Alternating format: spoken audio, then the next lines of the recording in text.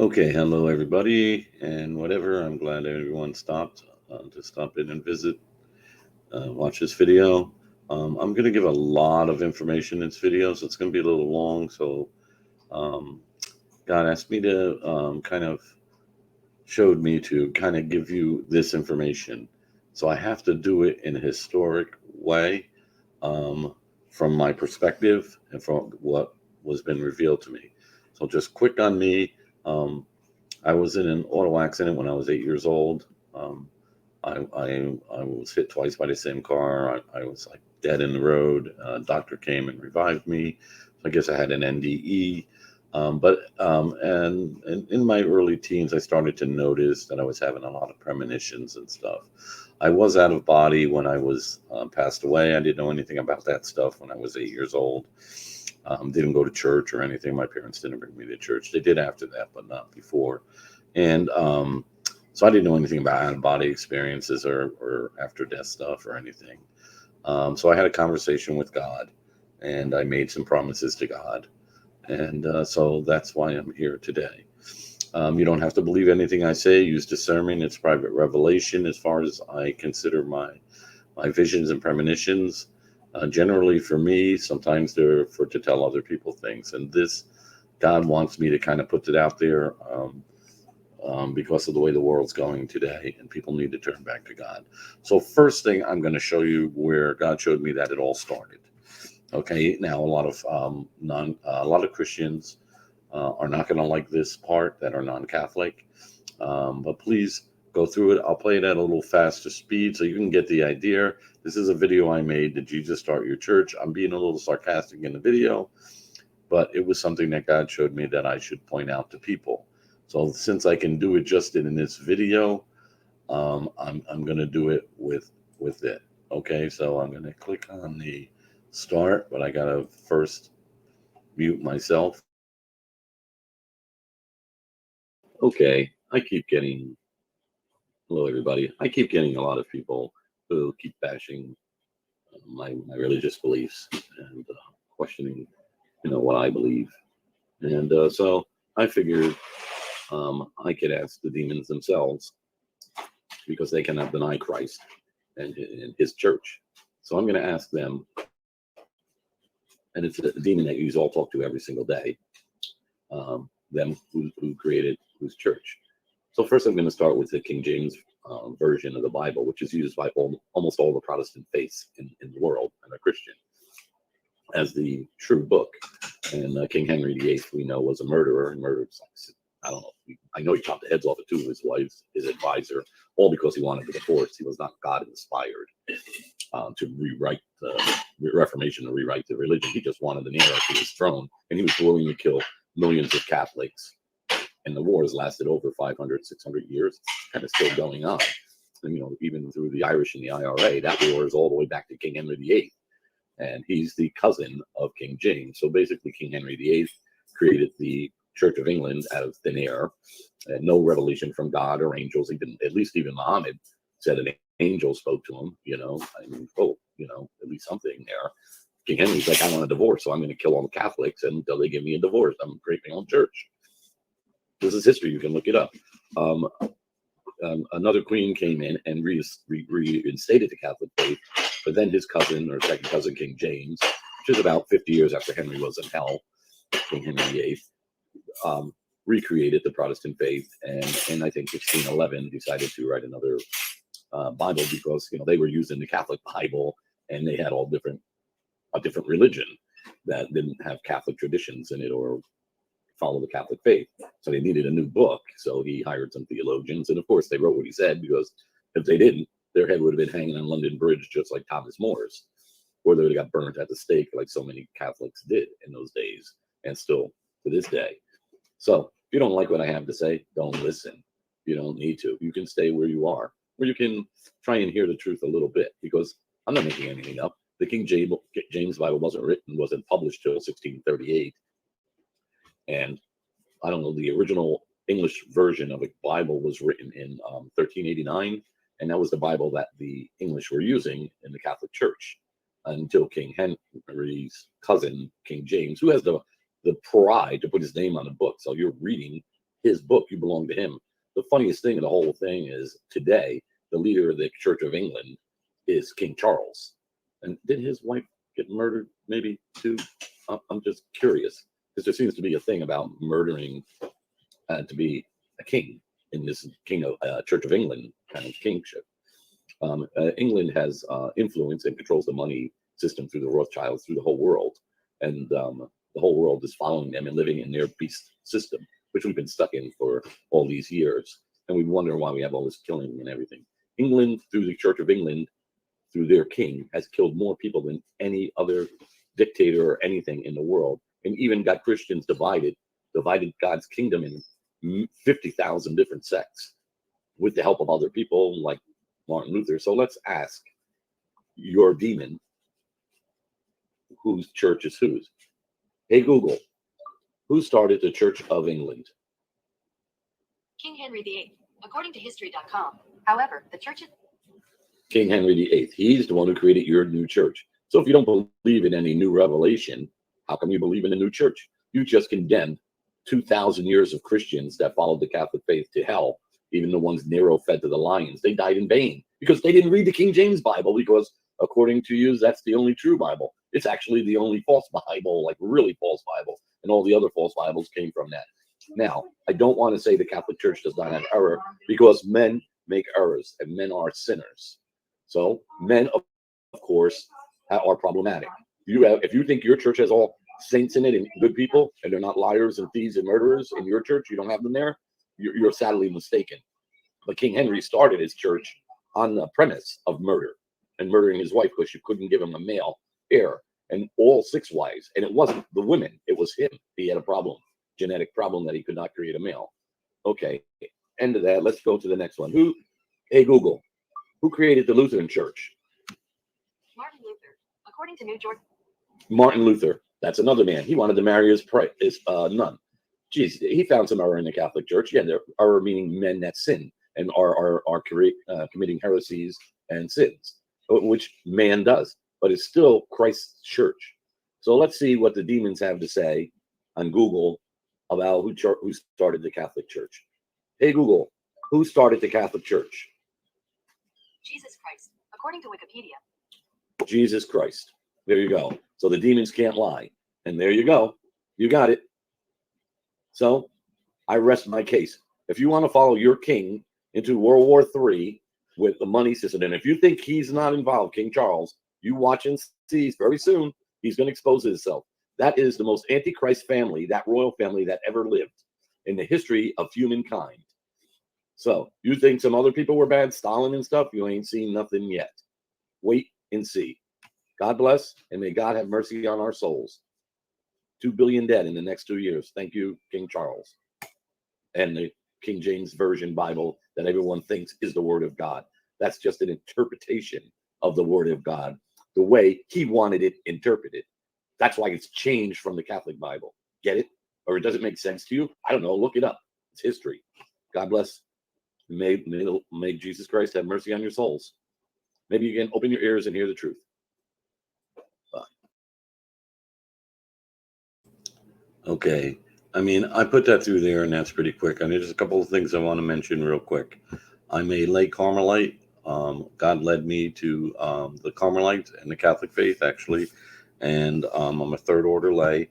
And the visions really started coming much stronger in around 20, well, they in the mid 2000s, like 2010, 11, 12, and kept escalating. So hear me out. I just want to mention, as you heard of maritime law, that's the law from England. That's in America, Canada, Australia, New Zealand, and to name just a couple of countries. And you know that the British are the ones who were in control of Persia in the 1914s. So money is the root of all evil. London, so you have 3 states there. You have the Vatican, London, and Washington, D.C. are separate, like, little countries.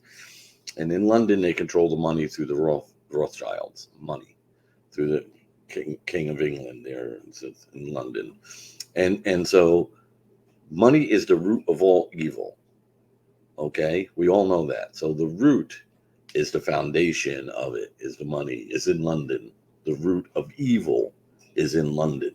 Okay, the root of Christianity is in Jesus Christ. So if you can't catch that little key and figure it out, so there it is. Right now they're consolidating the three into the one, which is going to be in England. Okay, and there are some other reasons I can go into that for you, but I'm not going to do all of that right now. Okay, I'm going to share another screen. Okay, this is the Albert Pike screen. Okay, and so if for those of you who don't know who Albert Pike was, just real quickly, he predicted 3 world wars. He was a war criminal from the Civil War in America. He was a general on the Confederate side. His troops were scalping people and alive in cities, and he was arrested and put in jail. He also helped Albert Pike help Manzini in Italy correct start the Black Hand, which was the mafia, and also he was a Freemason, and so through Freemasonry to destroy the Catholic Church and upheaval it and get corruption into the hierarchy, and do the murdering and whatnot for the Italians. He also is a co-founder of the KKK, which was created to kill Republicans. Most black people were Republicans after Abraham Lincoln freed the slaves. So they were killing Republicans, which were black or white.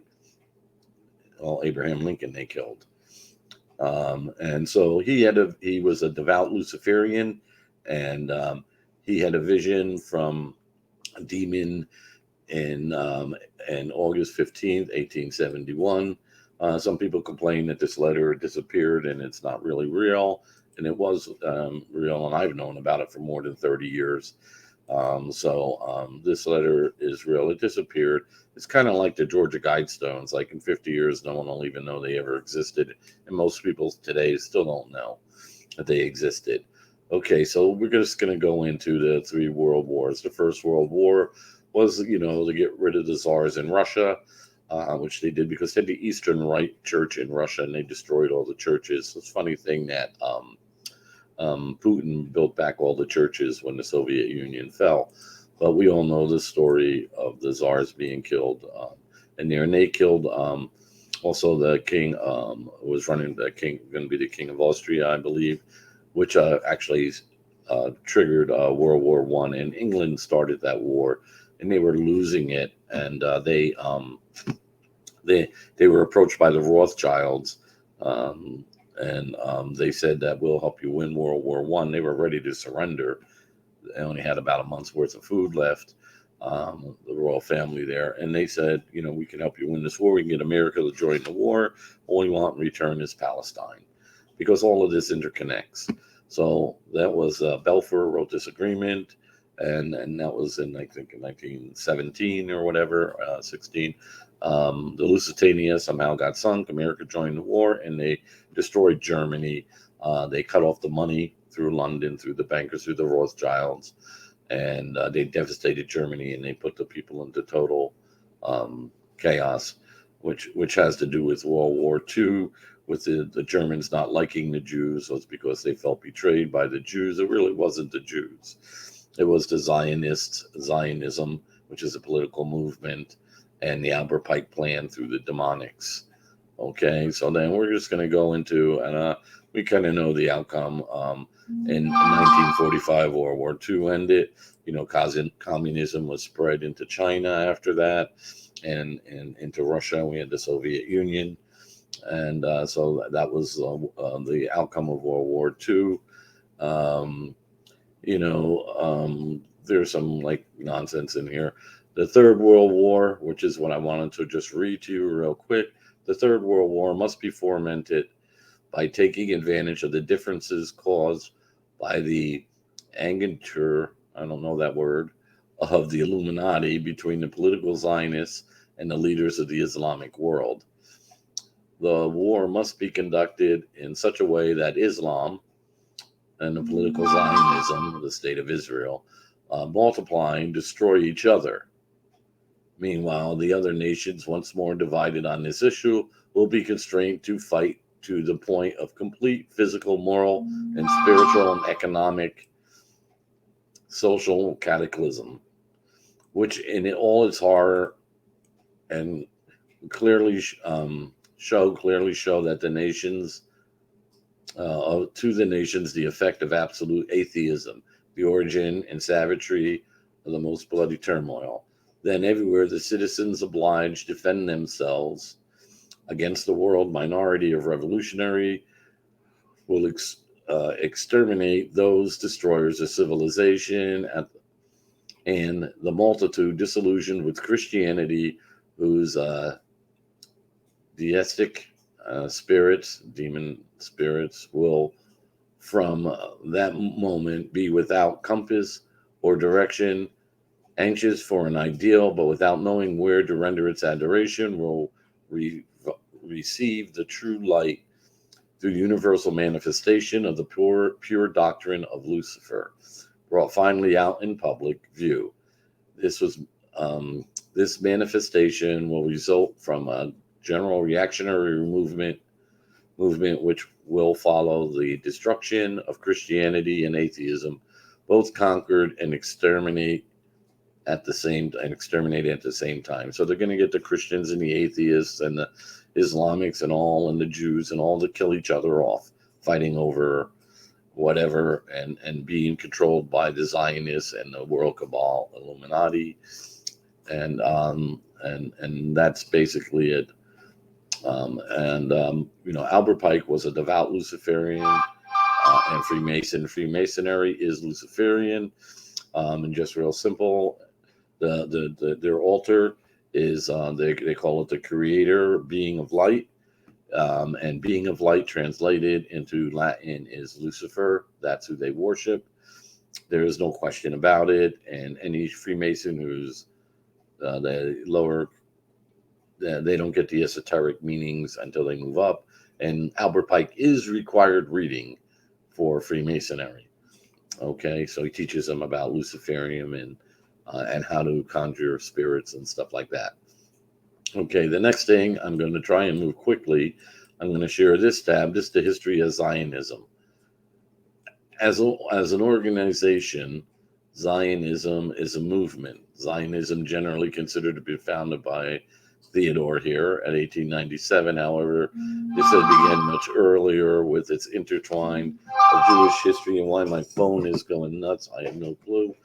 Intertwined with the Jewish history and Judaism. That's not really true. The organization of all Zion lovers of Zion, held as the forerunners of modern Zionist ideas, were responsible for the creation of 20 Jewish Palestine towns in Palestine between 1870 and 1871. This phone is driving me nuts. So I'm just going to shut this off so you don't hear beeps, hopefully. Okay, responsible for 20 towns in Palestine between 1870 and 1897. So see how far back this goes. At the core of Zionist ideology was the traditional aspiration for a Jewish national home through the reestablishment of Jewish sovereignty in Palestine to facilitate a Jewish diaspora and sought an independent Jewish state. Okay, so in 1896, and I mean, they created the state of Israel in 1948. Okay, so Zionism is a political movement connected to the Illuminati and the Cabal, we call them, whatever you want to call them, and Freemasonry. Okay, it's dead bang. It's there through Albert Pike, 3 world wars. We're getting the 3rd World War, and you saw, I read it. It's going exactly how Albert Pike planned it. Okay, we're going to go to the next thing. Okay, I'm going to share this. Britain, from 1914 to 1956, the axis of Britain's Middle Eastern empire stretched from the Suez Canal to the Persian Gulf at its height between the 2 world wars. Britain's supremacy was unchallenged either by other powers or indigenous forces. Yet in 1945, the British dominance quickly crumbled, leaving no relics of any kind, whatever. So we're going to go now to hear some maps. So we're going to share this. This is the 1914. This is the Middle East. It's called Persia. So you see in here, there are some, and here's the Ottoman Empire. You see here, but Britain was in control. Here's Palestine here, but there were no countries. There were no countries. There was just like different traditions. They all spoke Arabic. These are the people. This is the map today of Persia and of the Ottoman Empire. So you see over here, Israel and Palestine. So all of this was created, broken up by England, and all these countries were created. Okay, so that was never there. This was just Persia, and this was, they just made all these countries. Okay, and so here you have Palestine, Israel. So now we're going to go real quick to another view. I got to go here because I got to change the view, and we're going to go to the view of share screen window here. Okay, so I want to show the progression of Israel. Okay, so this is in 1914 up to 1946. So there were the Zionists, remember, they started some little communities. These people were living in peace. The Jewish people moved in here. There was always Jewish people in the middle in Israel. They were living in peace in Palestine, and what England named this section of land Palestine, and here was the Gaza Strip, right? And this is it. So then in the UN plan, which is not the UN plan, they gave Israel like this little piece of land right up here. Okay, and Israel expanded down. This is not UN chartered. This is like they just did it on their own. And so then we go from 1949 to 1967. Okay, Israel's expanded all the way down here, and this is all that's left of Palestine. And this is all that's left of Palestine. And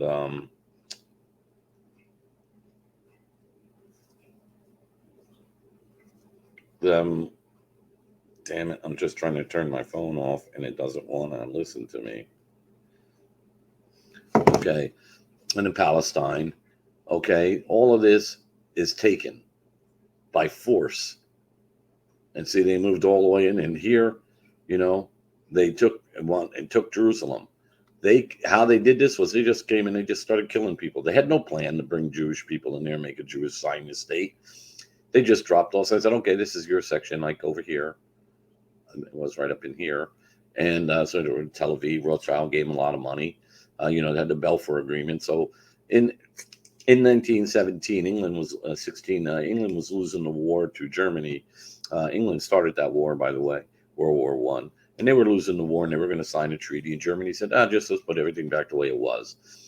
But the Rothschilds came there with Balfour, and they met with the English royal family. Said, listen, you could still win this war. They're like, how? We got like 1 more month's worth of food left. We can't win. So they said, no, we can get America to join this war. All we want is Palestine in return. So you got the Zionists there, the Albert Pike plan, and the Freemasons, and you got say, hey, we're going to give us Palestine, and we'll help you win this war. And so Lusitania got sunk some magically, kind of like things happen magically in this world. And then Germany was devastated. They were starved to people. The Rothschilds cut off their money. They had no money. So the Germans were in starvation after the end of World War I, which led to the rise of Hitler in World War II, which he was given money, but they were blaming the Jews for turning on them in World War I by cutting off the money. But that was really the Rothschilds and the Zionists. That was London, okay, and so that created World War II, and whatever. So you have that. So then, England split this up, and then they gave this little portion of land. Israel took all this land by force, killing the people, women and children, just going, this is our land now, just killing them, and squeezing them down and down and down. So, in 67, there was a 7-day war. So everyone, the Jewish people will have been taught in history that, they were attacked by, Egypt, Jordan, Syria, and Lebanon. And they won the war in 7 days. That's a lie. That's not what happened. I was alive then. I was in 6th grade, and I lived in an Arab neighborhood. So what happened was they were expanding and killing all the Palestinians. Jordan sent some troops in to try and protect them. Remember, Palestine, what was called Palestine, and the Arabs living in that area had no army. They had nothing. The British left, and poof, they were left on their own. Put the Jews in there, and the Jews were given an army by the Americans and the British, and money by the Rothschilds, and built the big cities, and were able to fertilize the land and get things that before that, the Palestinians, the British were just abusing them. They were starving and stuff. So now Israel has an army and everything. And so in 67, as they're expanding, the Jordan, Egypt, and Lebanon and Syria and whatever said, hey, stop killing all these Palestinians. This is not right, taking over their land. It's not chartered by the UN or anything. They're just doing it. So this is the history, the real history. This is what happened. And so these countries, in a show of solidarity, put their armies on the line, on the borders, and said, listen, stop killing them. We're in solidarity with the Palestinians, the Arabs. Stop killing them, the innocent women and children, and taking their land. What's wrong with you people? And so what Israel did was, because they got an army from the United States, jets and everything, they just went around and they bombed everybody. They started bombing all their armies. And all these countries like, oh, wait, stop. Don't bomb us. We just want you to stop killing the Palestinians. Like, what the hell? So they said, no. So they all surrendered. And Israel took even more land. And so they all surrendered. And that was it, because they were afraid of America. No one getting a war in America and Zionism and England. That's all. That's it. The cabal, the Illuminati, the Freemasonry, Albert Pike people, the Luciferians. Okay, so there it is. It's right there. So they all surrendered, and that's what happened. There was no magic from God that they won the war in 7 days. No one attacked Israel. Go look it up in the book. I think even Google has it. No one. They felt threatened, or whatever. They didn't want to give up the land that they were stealing and killing the people. So listen, the Israelis are following the Zionists. Zionist is not a religion. It's not Judaism. Judaism has a lot of beauty in it, and Jewish people are very kind people and loving people, but they are being led by the Zionists to do this murder, to break God's commandments, and to take land that's not theirs. It's in the Bible. Chosen people does not mean you're superior. First of all, that doesn't mean you're superior people. It means God chose you to put you in this land. That doesn't mean other people couldn't live there. He didn't say, don't let anyone else live there and kill them all. That's not in Torah. You're reading too much Talmud, and you're not looking at the new religion that the Khazarians invented in the, I think it was the 1300s or whenever it was. No, you're an original. If you want to call yourself Jewish and look at Torah, Torah says God threw you out of Israel because you were disobedient. And when the Messiah comes, your Messiah, not the Christian Messiah, when your Messiah comes, that he'll bring you back to the promised land. He didn't say he's going to bring you back there and kill everybody. That's not what he said. Kill everybody and go back there. Your Messiah, unless your Messiah is Rothschild and England and the UN people, and those are your Messiah. That's your Messiah? I don't know. I don't see your Messiah there. Your Messiah didn't bring you there. And I had this discussion with some Jewish Orthodox people, and they said, well, they agree with me, because if you look it up, I'm telling the truth. They got kind of mad about the 7-Day War and all of that. But listen, that's the truth, because they looked it up and they found out I was telling the truth. So really, I lost my train of thought there for a second. Really, Israel needs to stop. And so, and the problem with Gaza is something we'll discuss in a minute. So they're following the wrong thing, just like the Christians are being misled by the Protestantism into all these false religions, and gay marriages and all this other crap, and like transgenderism and sexualizing children and pedophilia and all this other stuff. God set up the church a certain way. So if you look at the church, okay, so London is the money financial system of the world. So the root of all evil is money. We know that. So the money is from London, from England, from the King of England. The root of all evil, the root, that's its foundation of evil, is in London. The foundation of Christianity is in Jesus Christ. He's the root of the faith. So if you can't get that connection, I can't help you. Okay?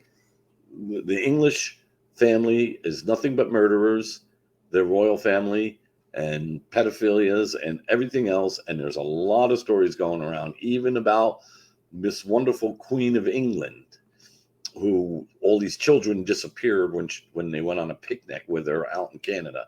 So the countries that England controls, we know England. Um, we know that they're influencing Canada, America, Australia, New Zealand, and so many other countries, right?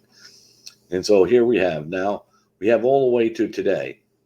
Here's where the Palestinians are left, in the Gaza Strip and over here, right? And here, and a little bit around Jerusalem. They kicked them out everywhere, you know. So there was no magic. God did not help them win the 7-Day War. They attacked people and were murdering them for no reason. And that's why they won the 7-Day War, because people didn't want to fight because they were afraid of America and England. That's really the bottom line of that. So now we come to today, all of this by force, and here's Gaza in here. So if I had a dog, a group of dogs, a bunch of dogs, and I took them and I beat them every day, and I made them drink salt water and just kept pushing them around and not letting them sleep in the dog house, and just pushing them, beating them, hitting them with sticks, shooting them. The other dogs, their puppies, killing them. Eventually, then they have another litter of puppies, and those puppies are brought up that same way. And then you have a third generation of puppies brought up that way, beating them and pushing them into corners and not letting them get medical, no food, no water. It's like everything is like a problem. You're going to have a vicious fucking dog. Sorry for the F word. You're going to have a very vicious dogs, a lot of vicious dogs, because you're abusing them. Hence, this is the problem here. This is why no one wants the people from Gaza. They are so abused and so mistreated. They have so much anger in them from what's been done to them over the last 3 generations, that I don't know how to fix them. And God did not give me the answer for this, because it seems it's going to escalate and it's going to go the way it's going to go. Otherwise, God would have told me. I'm telling everyone to pray. Pray, pray, pray. Turn back to God. So we're like the days of Jonah. Okay, so Jonah was a Jewish guy who you want to give God's message. He went into Nivea, however you want to say it, and he told them God's going to destroy city in 40 days. 200,000 people or something lived there. So Jonah goes in there, and he, after the belly of the whale story and all, he's like, "Oh yeah, God, I'll go in there and I'll do it." He goes in there and he's preaching, and the king calls him, and everybody in Nivea calls him up and listens to him, and everybody in Nivea starts to fast, repent, and start to follow God's commandments. They become better people, and God spares them. Okay, we're in the same position today. Even when Jonah came out, he's a false prophet. A prophet, his visions are false. God didn't destroy it. Whatever, it only lasted 100 years, then God destroyed it because the people, they don't believe. I said, that never happened. God didn't come destroy anything, right? So we have the same problem today. So people are not listening to God. They're not following the commandments. So if you want, we can suffer the fate of Sodom and Gomorrah, where Lot couldn't find 10 good people in Sodom and Gomorrah, and they had all these perverts in there, and whatever. And so God destroyed it with fire. And then you have on the other side, you have Nivea, who listened to him, and they changed their ways, repented, and changed and turned to God. If we do not turn back to God, if we do not follow the 2 commandments Jesus gave us for the Christians, one is to love God, the Father Almighty, above all any other God. Don't worship any gods, even above your family. And the second commandment Jesus gave us, commandment, is to love your neighbor as I have loved you, as Jesus has loved us. So it's not the golden rule, do unto others as you would have them do unto you, or would do what you like. Like if you like to get hit in the head with a board, does that mean you go around and hit other people in the head with a board? No, that's not what Jesus said. Jesus said, love others as I have loved you, as Jesus loved. Jesus' love was perfect. He gave his human life for us, to show us how much he loved us. He healed us. He healed the sick. He helped he fed the poor. He did all good things. He's showing you this is the way people are supposed to live. Not, hey, I got the bigger car, or this guy here, or I don't like this or that. People lived in tribes. And so when they're in the tribes, originally humans, like tribe, the tribe would all work with each other. The men would go out. Well, the American Indians are a great example for somebody to visualize. The men would go out and hunt, bring back the food, and everybody eat it. The women would do the thing, and the women, and everybody would take care of everybody. If they were sick, they had medicine men. They all took care of it. Everything was fine. That's how people are supposed to live. Expand out into the world today. We could live that way. We could have free energy. We don't need it. The oils are what promoted all of these wars, and we don't need all of that. So people need to turn back to God. You love your neighbor as Jesus has loved you. If you see a homeless person, give them something. What do you say? Oh, they're going to spend the money on drugs. So what? If it gives them comfort, it's not up to you to decide. This government is bringing the drugs into this country with the open borders and whatever. They've been bringing it since the 60s. We didn't have drug problems before the 1960s. People forget. And the gasoline thing, okay, I saw the oil, they made oil cars, okay, gasoline cars. So in 1974, gasoline was, I don't know, 25 cents a gallon. Then they had the gas shortage. It went to like $1.50, then went back down to $1 or so and stayed around there. Then first they made OPEC. They organized all of these Arabic countries that the English created. The AntiChrist, the English there, that they created that. And so then they created OPEC. So then they put the control on oil and they made the oil shortage. Then Nixon made to make a deal, said, hey, everybody, we need to fund these wars. We need to create something called radical Islam. So what they did was they put the OPEC put an oil shortage on. They got all this extra money, and they started creating radical Islam. They're funding them, giving crazy people, radicals, money, and promoting that. That would be, through the CIA, through the Freemasonry, and through the governments of the United States and England and the Western nations, following the Albert Pike story, right along, in Zionists. And so then again, we're in the petrodollar, and they're funding the crap out of these wars. And then in 1978, they do another gas shortage. They bring it up to $2 a gallon from 25 cents in like 7 years. And all that's extra profit. And that profit money went to the Arabs to create that. So then on Iran, they got the 1979, the creation of real radical Islam, the creation of Iran as a religious Islamic fundamentalist state, and they have some hostages, and then they threw the Shah out of there, and they created the Iran, the radical Islam, just formed by money and control of money, just like the Jews are controlled by the Zionists through money. They're not paying attention to Torah. They need to pay attention to God's word, to be kind and peaceful and loving and shepherds of the world. Okay, and that includes other people too. And so same thing with Christianity, when they did the schisms, and everyone fell to the easy way. The easy path is Protestantism. Protestantism is, I believe in Jesus Christ as my personal Lord and Savior, and I'm saved. And you can't argue that point with them at all. Oh, nope, not at all. That's the easy path. That's the wide road. You can do whatever you want. God forgive me, he died for my sins. It's a lot more complicated than that.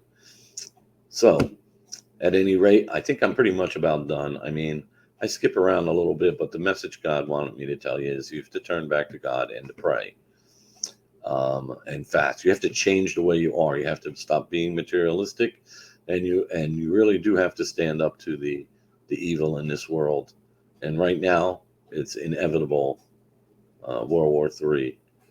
And I do have a video up on that, on Rumble here. It's called a prophecy video, and it's going to be on Rumble and on YouTube. So God bless everyone. May God have mercy on our souls. I'm going to end with the Our Father who art in heaven, hallowed be thy name. Thy kingdom come, thy will be done on earth as it is in heaven. Give us this day our daily bread, and forgive us our trespasses, as we forgive those who trespass against us. And lead us not into temptation, but deliver us from evil. Amen. God bless everyone, and may the peace of Jesus stay with you and with your families and protect you. Please turn back to God. Don't Don't be like the people of Sodom and Gomorrah. Be like the people of Nineveh. Don't be Jonahs. Preach God's message for everyone. And I don't think Protestants are not holy, by the way. Just want to add that in there. I've met a lot of very holy Protestant people. They're truly searching God. Same thing with Jewish people. I have Jewish people that I would put my life on the line for. I would put my life in jeopardy to save them, to help them. I have many, many, many Jewish friends. I'm not going to go into a whole story of that I decided before. I'm leaving that out of this. This is my second recording, and we're at 40 minutes. I would hope everyone listens to this whole thing. So God bless everyone. And may the peace of Jesus be with you and protect you.